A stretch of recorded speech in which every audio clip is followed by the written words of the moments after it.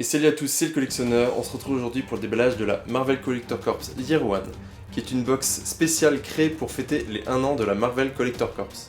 Et vous voyez que sa taille est un peu énorme par rapport aux box habituelles, et son prix aussi, puisqu'elle coûtait 125$, frais de port inclus, au lieu de 25$.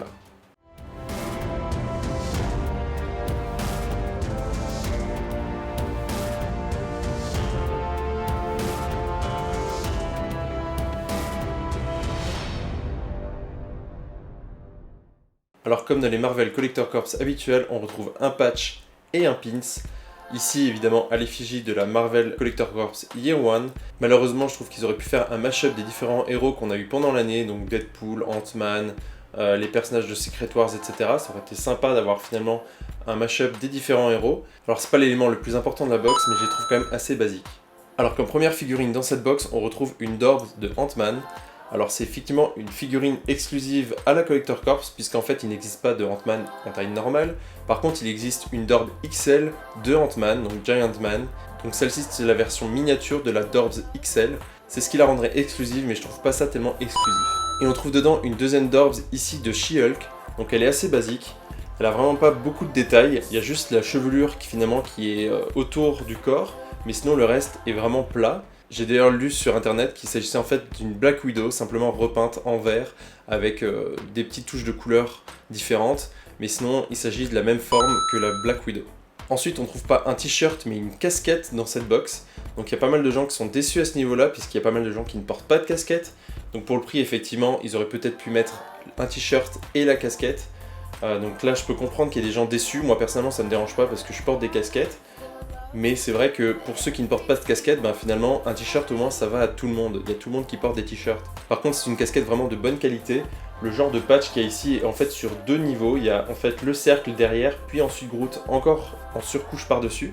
Donc c'est vraiment, on sent vraiment qu'il y a de la qualité. À l'arrière on retrouve le logo des Scavengers de Guardians of the Galaxy. Et en dessous vous retrouvez le logo Marvel et Pop sur un fond vert pour représenter un peu Groot. Donc voilà, c'est une casquette plutôt sympa. Mais effectivement pour ceux qui portent pas de casquette, ça sera pas un bon point. Ensuite on arrive à ma pièce préférée de la box, d'ailleurs à la pièce préférée de la plupart des gens qui ont eu cette box. Il s'agit de la figurine Pop Hobgoblin, donc de Spider-Man. Donc il s'agit d'une pop vraiment sympa, exclusive à cette box, donc la cote a explosé sur internet. Par contre il s'agit en quelque sorte simplement d'une variante de couleur de la Goblin qui existe déjà pour Spider-Man. Donc ça c'est un peu dommage qu'ils aient pas essayé de faire une pose un peu différente. Dans les box comme la Deadpool, la Civil War, la Spider-Man, on a le droit à des poses exclusives, des poses spécialement faites pour cette box. Et là on se retrouve simplement avec une variante de couleur différente pour cette figurine. Donc c'est dommage d'avoir dans une box à ce prix là, pas une figurine finalement un peu plus exclusive, un peu plus différente des autres. Et on termine avec la grosse pièce de cette box. C'est une Ikari de Captain America dorée. Alors là sur internet ça a créé une énorme polémique parce que les Ikari ça plaît vraiment à peu de gens. Moi personnellement ça ne me plaît pas, j'aime pas ces figurines, je les trouve pas vraiment jolies, elles sont vraiment très simples. Alors c'est des figurines censées être fait main, mais évidemment fait main, quand c'est du plastique, je vois mal comment ça peut être fait main. Par exemple il n'y a quasiment aucune peinture, vous voyez, il y a les yeux argentés et l'étoile argentée au milieu qui sont peintes. Par contre le reste du corps c'est du plastique fondu et directement passé dans un moule. Donc le fait main finalement, il n'y en a pas tellement. En plus d'habitude les Ikari sont numérotées, celle-ci n'est pas numérotée donc on ne sait pas combien il y en a. Je crois que d'habitude elles sont genre limitées à 5000 exemplaires, mais là il n'y a rien indiqué, donc peut-être qu'il y en a beaucoup plus, donc elles vaudraient moins. Une Ikari en général est vendue 60 à 80$, je crois. Donc finalement je trouve que ça suffit pas à vraiment donner de la valeur à cette box. Quand on paye une box 25$ chez Marvel Collector Corps, on a d'habitude pour quasiment 50$ ou même pour 50$, voire plus. Ici on est à 125$. Et on a 125$ de produits quasiment. Ce que je trouve également dommage, c'est que cette figurine, c'est une figurine de Captain America, et des Ikari Captain America, il y en a plein. Par contre, des Iron Man par exemple, il n'y en a aucune. Je sais pas ce qu'ont Marvel Collector Corps avec Captain America, mais le produit à offrir pour les gens qui étaient abonnés 1 an la première année à Marvel Collector Corps, c'était une petite statue type Oscar de Captain America.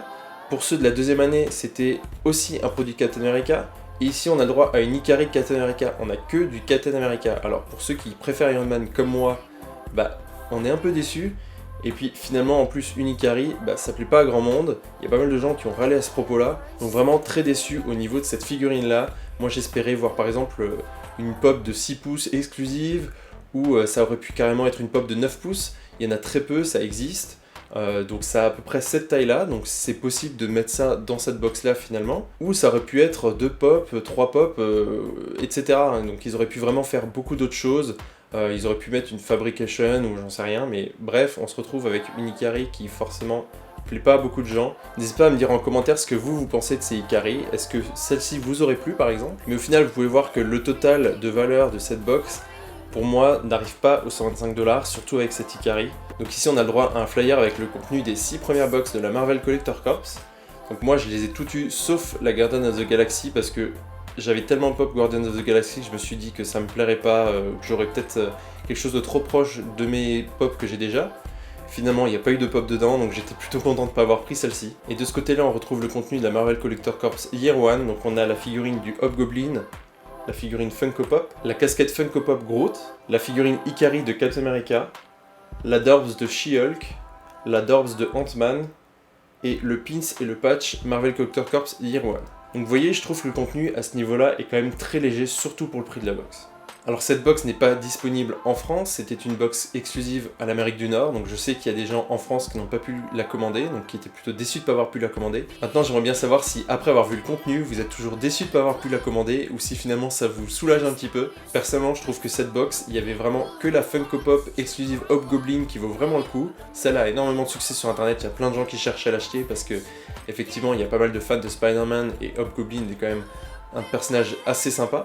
Par contre la Ikari qui est censée avoir une valeur de 80$ est vendue dans les 40$ parce qu'il y a énormément de gens qui cherchent à s'en débarrasser, donc la cote chute, alors que je sais qu'une variante de Ikari de Captain America de la San Diego Comic Con, elle est vendue plus cher parce que forcément plus rare, et également achetée uniquement par les personnes qui aiment les Ikari, alors que s'il y a plein de gens qui ont reçu des Ikari alors qu'ils ne les apprécient pas. Donc au moment où j'enregistre cette vidéo, je sais pas où est rendu le boxometer, en tout cas ils doivent pas être très hauts je pense. N'hésitez pas à me dire en commentaire ce que vous avez pensé de cette box. Bien sûr, comme d'habitude, n'hésitez pas à mettre un pouce bleu si vous avez apprécié cette vidéo. Et sur ce, je vous dis à très bientôt.